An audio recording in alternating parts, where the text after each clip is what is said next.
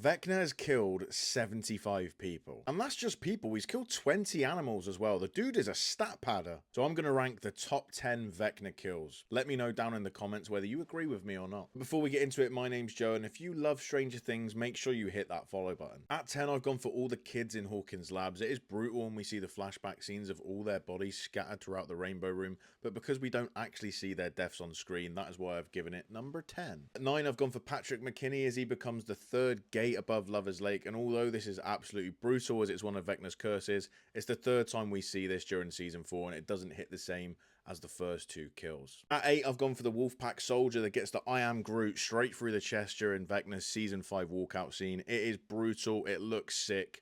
Brilliant entrance. At 7, I've gone for Virginia and Alice Krill. These were brutal and Henry's first curse kills, and these would be a lot higher on the ranking if Alice did not get killed off screen. At 6, I've gone with Fred Benson. There was something about this curse kill that just felt a bit different to the others. It was tragic, the build-up and the story behind it, where he gets out of his car and sees the burning wreck in the dark. Oh, it proper creeped me out, this one. Grim. At 5, I've gone with the 2 Wolfpack soldiers that get their flamethrowers Uno reversed. Vecna 2.0 goes full Yoda in Attack of the Clones and goes, fucking have a bit of that, mate. Chucks it back at him. It looks absolutely sick. At 4, I've gone with the 2 Wolfpack soldiers that get their grenade pins force pulled out of them before they get yeeted into some gas tanks. He made them look like right mugs before they blew up. Cinema. At 3, I've gone with Chrissy Cunningham, by far the most brutal death we'd seen at the time in Stranger Things, setting a precedent for the rest of the season where you could think, oh my god, anyone could get it.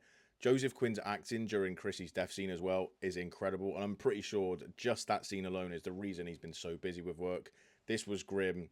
Unreal. At 2 is a bit of an indirect free kick that a lot of people actually missed the first time around, and this is Jason Carver during the season 4 finale. I remember seeing this full view the first time I watched the episode, and oh my god, it is absolutely grim. I rewound a few times. I can't even show it on here. It is so gross. And don't get me wrong, Jason was an arsehole and a bully, but his reasonings for going after Eddie were completely valid in my opinion. He thought Eddie had brutally killed his girlfriend and was just going after anybody that had any association to do with him.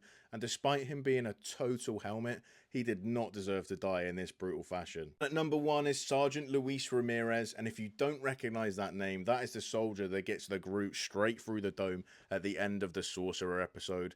There was no need to kill that man like that. He was the last soldier alive, crawling along the floor after you've already decimated the rest of the camp. He just did that for the fun of it. That is Vecna at full Vecna. Gross.